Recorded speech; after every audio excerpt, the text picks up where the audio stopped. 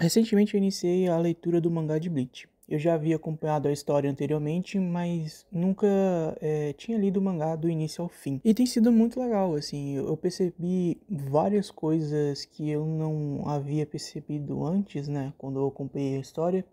Tanto que decidi trazer uma análise aqui pro meu canal e para falar sobre essa experiência e tudo mais. Eu não quero aqui me colocar como uma autoridade no assunto nem nada, sabe? As minhas análises elas são mais subjetivas mesmo. Óbvio que eu vou tentar embasar ela com elementos da trama, né? Não vou ficar discutindo coisas da minha cabeça. Então, eu não tenho intenção de encerrar discussões nem nada, mas eu discordo de muitas teorias e da visão que muitas pessoas têm, né, na fandom hoje em dia de Bleach. E eu quero trocar ideia com vocês, enfim, eu gosto desse processo porque eu acho que agrega experiência e ajuda a gente a compreender aspectos da obra que às vezes a gente não percebe, né? Porque a gente é limitado e às vezes o próprio processo subjetivo de interpretar mesmo, às vezes revela paralelos que a gente às vezes não percebe. Antes de qualquer coisa, eu preciso pedir para vocês terem um pouco de paciência comigo, porque é a primeira vez que eu tô fazendo vídeos pro YouTube, eu não tenho tanta experiência e eu tô tendo dificuldades de gravar, sabe? Eu moro em uma região onde tem muito barulho,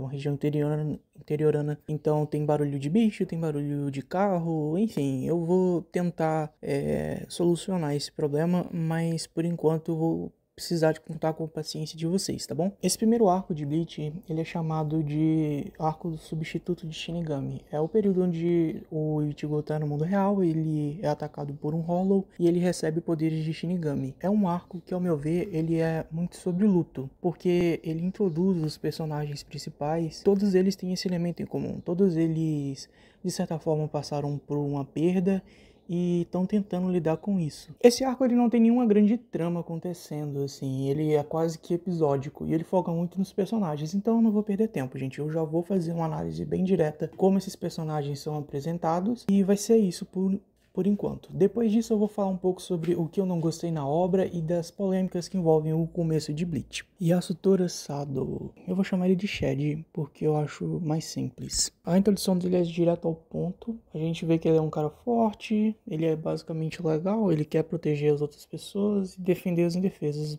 bem semelhante ao Ichigo, assim.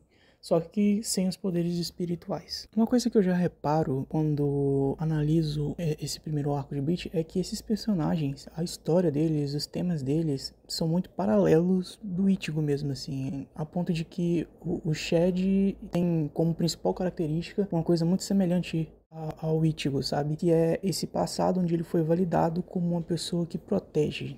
Claro, tem algumas diferençazinhas na história deles, porque ele era uma pessoa mais violenta e o Ichigo não era, por exemplo. Só que o que é trabalhado dele na história é isso. E isso é uma questão que o Ichigo também tem. Na verdade, todos os personagens, ao meu ver, têm um pouco disso, né? De experienciar um luto, uma perda, e isso ser muito semelhante com o Ichigo. Alguns personagens, eles levam essa experiência que eles tiveram para uma direção diferente. Aliás, eles têm uma reação diferente, né?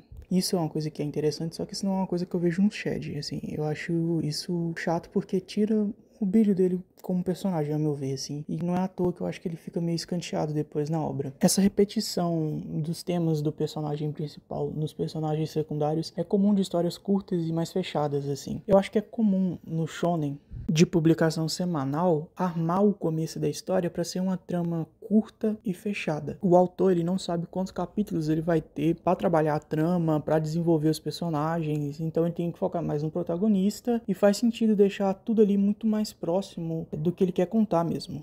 Às vezes, quando o shonen ganha mais capítulos, mais popularidade e os autores ganham espaço na revista para publicar histórias mais longas e mais complexas, eles fogem um pouco disso, eles adicionam arcos e histórias de personagens secundários. Por isso não dá para reclamar de Bleach usando isso como base. A questão principal é que eu acho que isso deixa a história menos diversa, assim. Isso também é uma característica de histórias que tem tema e uma discussão mais fechada. E eu fiquei um pouco surpreso com isso porque eu não me lembrava de Bleach ter uma mensagem, uma proposta. Eu acho que Bleach é muito sobre como você lida com o luto, quais são as estratégias que você usa para seguir em frente, quais são as consequências disso. Eu acho isso é uma coisa muito interessante, assim. Lendo o arco, eu não sei se ele tem, se o Kubo tem uma resposta, né, para isso. Enfim, eu vou falar um pouco mais sobre isso mais pra frente. De qualquer forma, o Shed ele se coloca muito em risco. Ele se ferra todo e tudo mais. Eu acho que isso é, de certa forma, glamourizado, assim. O que eu acho triste, porque no Shed especificamente, essa característica parece mais castradora do que uma coisa positiva, pelo menos pra mim, assim. E não me entenda mal, a forma como o Shed é apresentado, todas essas características são muito interessantes, são muito legais, assim. Você vê lá, você fica, ó, foda e tudo mais. A questão é que, assim como o Ichigo, ele parece não ter realmente agência. Ele parece estar sempre reagindo às coisas de uma forma muito protocolar. Isso parece, às vezes, ser feito de uma forma automática. Eu não sei como descrever isso, mas parece que ele não tem uma questão própria com aquilo. Parece que ele só absorveu aquilo do ambiente. Até porque a cena onde a gente é introduzido a ele dá muito pouco contexto, pô. Tipo, ele não tem nenhuma página de passado direito, sabe? Isso torna a motivação dele mais vaga. E isso também é o que causa a sensação de, às vezes, o protagonista, por exemplo, da história, que é o Ichigo, não ter agência. Ele sofre do mesmo problema, porque parece estar sempre reagindo. E o Ichigo ainda menos, porque a gente tem muito acesso ao que o Ichigo sente, né? Como ele reage com as coisas. Só que o Shed nem isso, assim. Então fica estranho, fica faltando alguma coisa ali. Não é que o personagem não seja legal. Parece faltar alguma coisa ali, sabe? Eu gostaria de ver ele aprendendo a existir de uma forma que fuja um pouco disso, sabe? É estranho porque ele não é exatamente o personagem mais forte, sabe? Mas ainda assim, durante a história, essa é a única característica dele que é ressaltada. O poder dele também é uma coisa bem, assim, eu não acho o poder dele muito legal, sabe? Ele ganha um braço transformado e ele ganha uma força aumentada, sabe? Sei lá, assim, é um personagem bem básico. Ainoi Orihime. Bom, Ainoi, ela é introduzida como essa garota bobinha, simpática, apaixonada pelo Ichigo. É uma garota inocente como qualquer outra. Bom, a gente acaba por descobrir que não é bem assim. Nesse primeiro arco, os temas dela giram muito em torno do luto. Ela perde o irmão e, enfim, ela entra em uma situação muito difícil da vida dela e ela tenta lidar com isso tentando preservar a inocência dela, sabe? De certa forma, a infância, né, e a adolescência dela, como essa garota pura e dócil e gentil, e nisso ela acaba negando várias questões muito problemáticas da vida dela. E esse aspecto da negação é muito ressaltado na obra, simbolicamente. Os efeitos do poder dela geralmente envolvem a negação, né? Mas eu vou entrar sobre isso daqui a pouco, porque agora eu quero falar dos paralelos que ela tem com o Ichigo. Essa coisa de você perder alguém que ama e ter que seguir em frente fingindo que tá tudo bem é muito presente no Ichigo. E é muito interessante porque você observa que não tá tudo bem e que às vezes fingir que você está bem nessas situações pode causar problemas. Agora, já entrando nos poderes dela, assim, eu acho que o Kubo aqui, ele manda muito bem nas representações visuais, assim, porque os poderes dela refletem justamente esse processo da personalidade dela, né, dessa postura que ela assume para lidar com a vida. Então, os poderes dela são aquelas criaturinhas fofinhas, né, representando algo inocente e bobinho, que tem o poder de gerar escudos, olha só, como um método de defesa, né? Mesmo a habilidade de ataque dela é um escudo, e esse escudo tem o poder de rejeitar eventos e rejeitar coisas, enfim. Pô, é uma representação visual foda pra caralho, cara. Tipo, vejo poucos poderes em animes terem tanto a ver com a personalidade de alguém e serem tão representativos simbolicamente. Isso é uma coisa que eu adoro no Inoue. E, bom, assim, eu gosto muito do personagem dela. Eu acho que os temas dela são legais, mas eu entendo o porquê que as pessoas chipam mais o Ichigo com a Rukia do que com a Inoue. Eu acho que isso é porque os paralelos que a Rukia tem com o Ichigo são mais fortes do que a Inoue tem com o Ichigo. Bom, pelo menos durante a obra, do que eu me lembro, ela recebe mais, a Rukia recebe mais destaque que a Inoue. E isso já começa aqui, porque ela já é uma personagem apagada. E no arco que deveria focar nela, ela acaba sofrendo, sei lá, um atropelo. Eu não sei exatamente como descrever. Mas de qualquer forma, eu espero de novo, assim, que eu consiga perceber que a obra tratou ela com mais cuidado do que eu me lembre, assim. Porque ela realmente é uma personagem muito interessante e muito legal. Ishida Uryu, pra mim ele é o personagem que tem a introdução mais fraca de todos os quatro. Os temas dele também giram em torno do luto. Ele não consegue ajudar o seu avô quando ele tá enfrentando os rolos e o avô acaba morrendo, e isso gera todo esse sentimento de culpa nele. Ele tem essa questão de um desejo de vingança e um rancor, e é sobre ele não ter sido capaz de ajudar, mas que pelo menos nesse começo da história ele projeta totalmente num fator externo, que é essa coisa que ele tem com os Shinigamis. Ele odeia os Shinigamis. Eu acho que o paralelo com o Ichigo é um paralelo que gera contraste, né? Porque o Ichigo vive uma coisa parecida, ele perdeu alguém, ele não conseguiu ajudar. Só que o Ichigo, ele não projeta isso externamente. A gente vê que ele culpa a si mesmo. Aqui eu consigo mostrar pra vocês o que significa levar esses paralelos pra outra direção de uma forma que gere contraste, sabe? Você vê que é uma situação parecida e os personagens agem de forma diferente.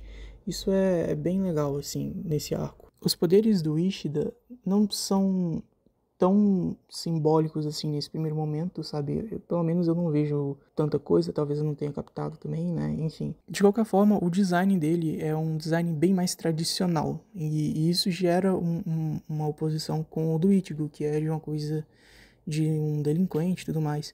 E esse simbolismo ele não tá à toa aqui, mas isso é algo que vai ser explorado em outros arcos. Kuchiki Rukia. A Rukia tem, acho que a introdução mais interessante do arco, assim, é mais da hora do que a introdução do Ichigo, na real. Enfim, ela chega flutuando, ela é essa coisa meio samurai, é muito, muito foda, muito icônico. A princípio, a gente não vê nenhuma informação sobre o passado, os sentimentos, os temas dela são um tanto quanto misteriosos nesse começo. Mas eu acredito que a gente já tem aqui alguns elementos que estão dando indicativos de quais serão os temas dela. É uma personagem muito interessante e que tem paralelos muito bacanas com o Ichigo. O tema dela é o luto, obviamente, como todos os personagens de Bleach nesse primeiro arco. Mas eu acho que é sobre um luto muito específico, é sobre o sentimento de culpa, impotência e resignação.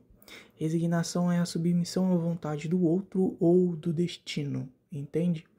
E isso define muito como ela lida com as situações que vão aparecendo para ela. E isso também é um paralelo, né? Na verdade, uma oposição direta a tudo que a simbologia do Ichigo representa. Porque o Ichigo ele tem toda essa questão de ser essa figura subversiva que vai, sei lá, derrotar deuses e tudo mais. E enfim, ele tem uma potência que ela não tem. Ele não se resigna, mas ele lida com esses mesmos sentimentos. E a gente vai ver mais pra frente como a história constrói isso. É muito legal e interessante.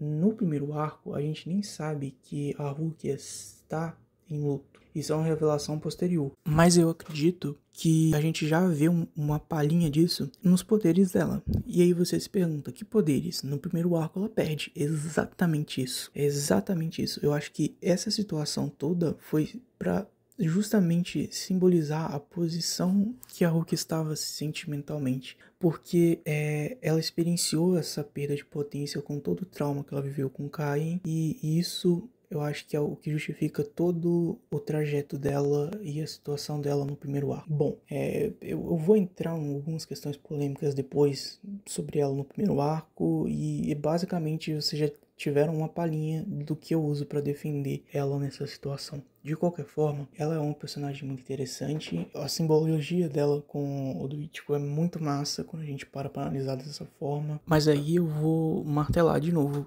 É muito legal quando a gente vê esses paralelos em oposição, digamos assim. Não sei se essa é a expressão mais correta, mas é muito interessante, pô, você ver como personagens diferentes lidam com situações parecidas, e eu acho que isso é o que torna a Rukia uma personagem interessante. Inclusive, eu acho que isso é o que faz as pessoas quererem shippar ela com o Ichigo, sabe? O tema dela é muito bem trabalhado, essa oposição simbólica, por mais que você não perceba num primeiro momento, acho que inconscientemente todo mundo percebe, sabe? E eu acho que isso que faz parecer que esses dois foram feitos um para o outro, porque a história deles tem essa rima temática, e a Inoue, tadinha, em comparação a isso, ela realmente não teve chance, assim. Mas de qualquer forma, eu sinceramente não acho muito problemático ela e o Ichigo não serem um casal, mas eu realmente entendo quem shippa, assim, porque realmente, tematicamente, a relação dela com o Ichigo é bem mais interessante, foi muito mais impactante, sabe? Então, eu acho que é inevitável. Então, é isso, gente, sobre a Rukia. Bom, agora vamos falar do Ichigo. Eu não pretendo aqui entrar muito em detalhes, sabe? Porque tem muita coisa que eu gostaria de falar do Ichigo, mas eu gostaria de falar em um vídeo separado. Então nesse vídeo eu vou falar de forma bem mais geral. Nessa primeira parte, o Ichigo ele é apresentado pra gente como um cara encrenqueiro, né? Que compra briga, mas que tem um forte senso de justiça e age em favor de um fantasma indefeso, assim. Já gera uma empatia na gente com o Ichigo. No decorrer da história, a gente vai aprendendo como o Ichigo interage com as outras pessoas, quais são os amigos dele. E a gente vê também a questão do passado dele, né? Ele perdeu a mãe, ele é leal aos amigos, à família. A gente é apresentado também ao sentimento de culpa que ele tem com relação aos acontecimentos da morte da mãe. Ele se sente muito culpado. E isso é um elemento central pra gente entender como ele é, como ele age. A gente também vê nesse primeiro arco toda essa questão dele ser esse cara que vai proteger, como ele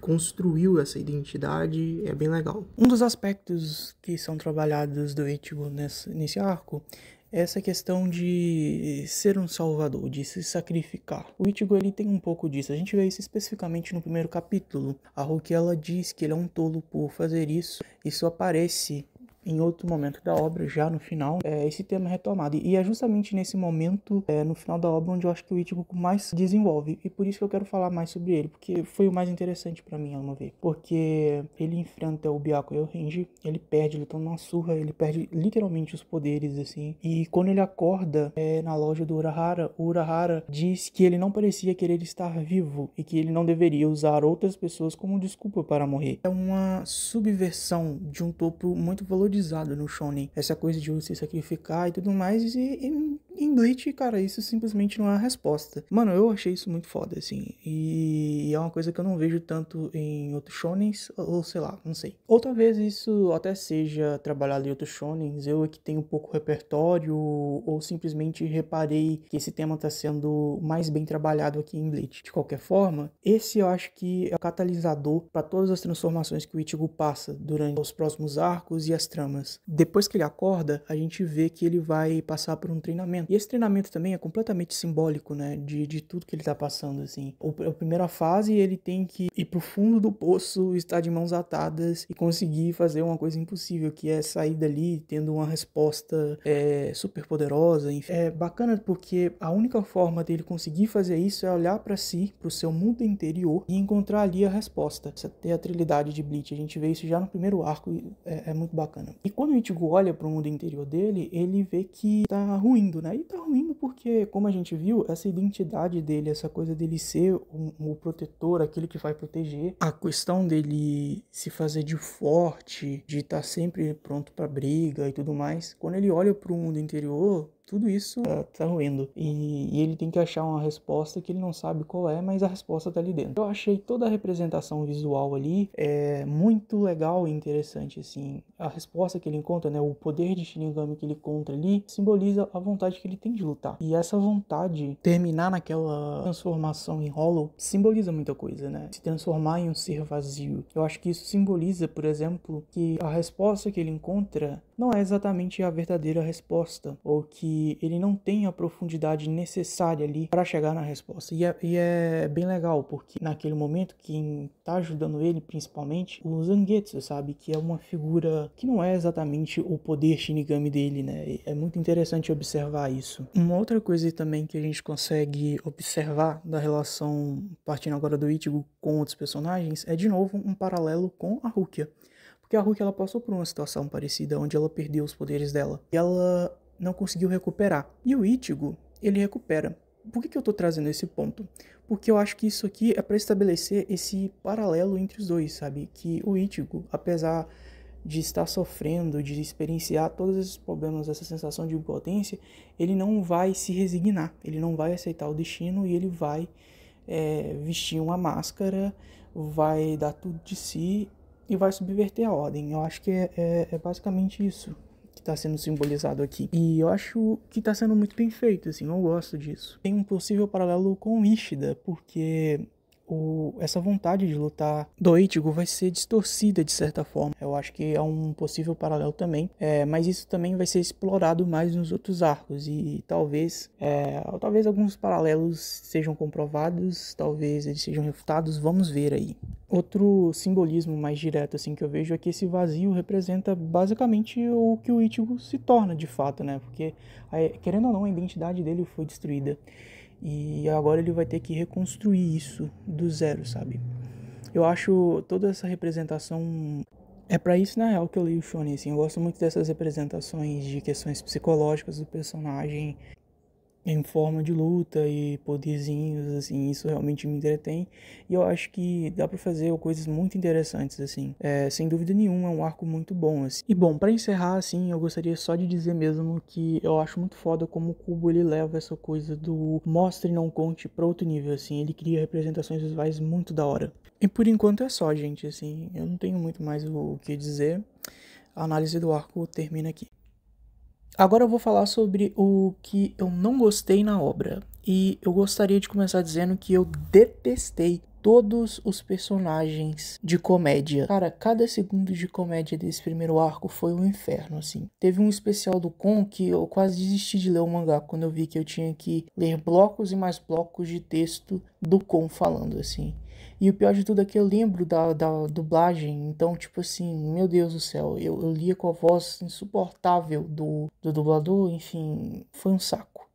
Outra coisa que eu detestei foi, na real, a introdução do Ishida. Cara, tipo, os diálogos ali foram péssimos, assim.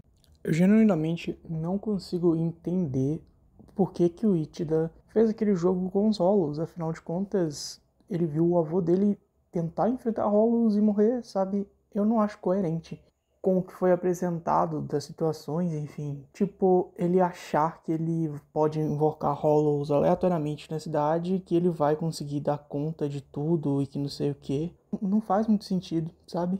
Pra mim, isso parece mais uma mesquinharia, uma burrice do que qualquer coisa, assim. E pra mim, só soa ridículo. Eu entendo que para o personagem desenvolver, ele tem que demonstrar certa imaturidade. Só que eu acho que existiam formas mais interessantes de fazer isso. Eu acho que naquele momento ali eu não consegui sentir empatia por ele. E a história, ela não fica tratando ele como um antagonista, sabe? Então eu acho que ele deveria ter feito isso de uma forma que fosse mais interessante e que ajudasse a gente a se conectar com o personagem, não ver ele como um retardado, sabe? Não tenho muito o que reclamar, mas eu confesso pra vocês que eu fiquei com uma sensação um pouco estranha relendo Bleach. O Kubo, ele traz vários temas, coisas interessantes assim, só que eu não me lembro dele trabalhando tudo isso. Então, assim, eu tô criando expectativas que eu acho que não vão ser muito bem resolvidas, assim. E agora, para finalizar com um disclaimer de uma coisa que eu discordo da fandom de Bleach, é dessa coisa de que existe um foreshadowing no primeiro capítulo de que o Ichigo é Quinch. Nessa teoria, o Ichigo teria absorvido os poderes Shinigamis da Rukia com habilidades Quinch. Isso não faz sentido. Tem youtuber grande afirmando isso e não acho que seja o caso, porque quando o mangá explica essa situação, explica através do Aizen e ele aponta que isso acontece por conta da influência do Hogyoku na Rukia. Essa é uma resposta muito interessante e, assim, o Aizen sabe que o Ichigo é Quinch e ele não atribui isso ao Ichigo. E eu acho que é por motivos óbvios. Gente, o Ichigo naquele primeiro momento, ele não sabia nem controlar Reiatsu, sabe? Como é que ele vai saber usar algum outro poder Quinch? Não faz sentido. Vamos falar dos furos de Bleach nesse primeiro arco. Eu encontrei alguns e eu vou falar primeiro do mais comentado, que é o fato da Rukia ser solada por Hollow Pusher no primeiro capítulo. Só que isso é explicado mais tarde, e tem muita coisa nesse primeiro capítulo que as pessoas elas não prestam muita atenção, e depois elas saem falando bobagem, assim. Primeiro que vocês devem conseguir se lembrar de que o Aizen afirmou que ele planejou todo o desenvolvimento do Ichigo, inclusive o ataque Hollow do primeiro capítulo. Existe, gente, já evidências da influência do Aizen no primeiro capítulo. Se você prestar atenção na forma como a Rukia descreve o poder espiritual do Ichigo, você vai ver que não faz sentido, que provavelmente é preciso outro evento para explicar aquilo. Porque o que acontece? Ela chega na casa do Ichigo extremamente desorientada e ela associa isso à Heihatsu do Ichigo. Só que isso não faz nenhum sentido, gente. Porque o que acontece? A Heihatsu do Ichigo não é mostrado no próprio capítulo tendo essa capacidade de desorientar espíritos.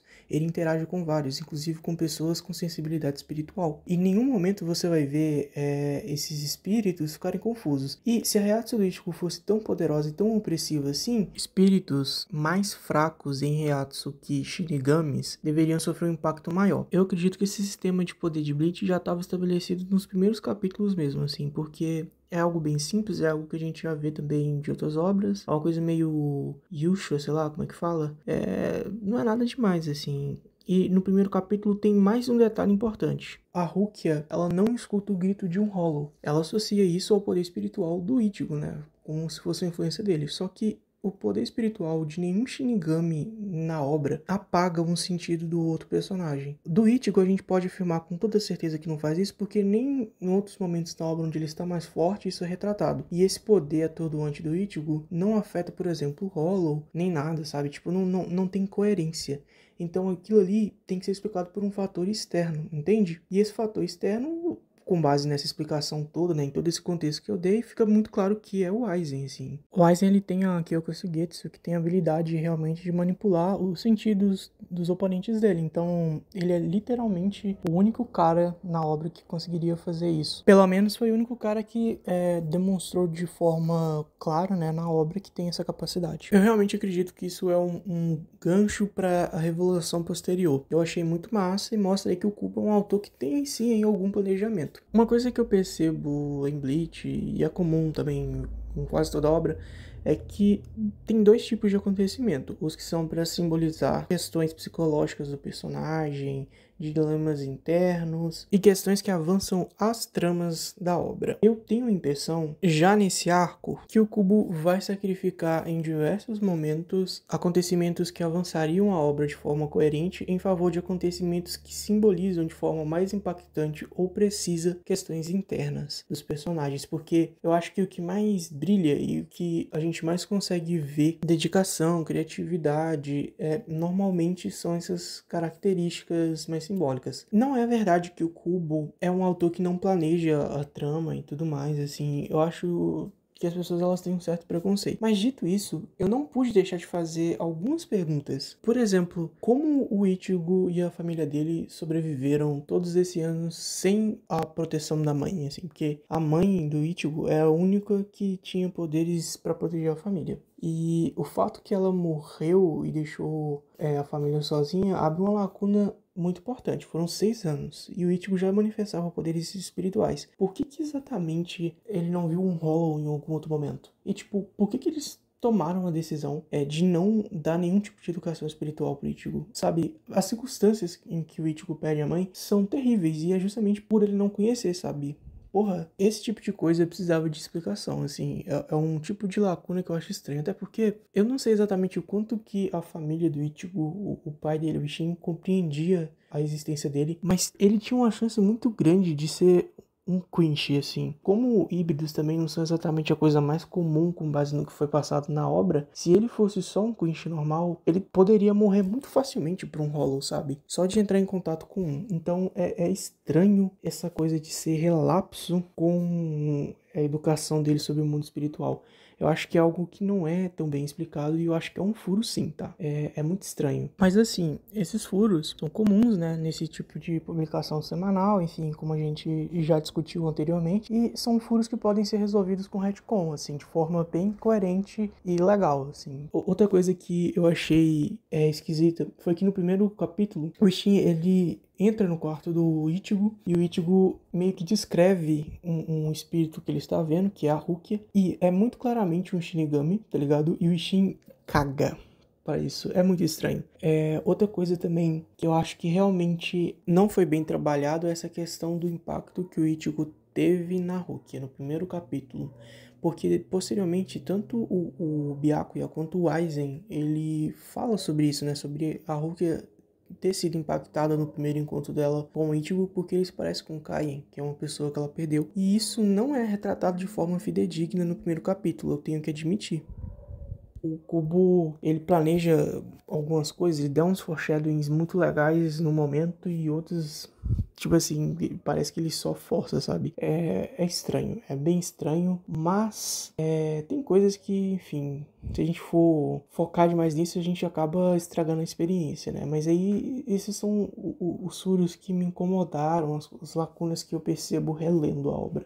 Então é isso, pessoal, assim, eu gostei desse primeiro arco de Bleach. É óbvio que é o começo, então tem muita coisa em aberto, não tem tanto assim o que ser dito, mas já dá pra lembrar o porquê eu gostava tanto de Bleach, porquê que Bleach é tão massa assim. Me contem nos comentários o que vocês pensam de Bleach, gente. Vocês já releram? Vocês lembram de muita coisa da obra? Já começaram a esquecer? Não deixem de comentar. Dá like, inscreve no canal se você quer ver mais análises e podem me dar sugestões de conteúdo para mim trazer aqui pro canal também.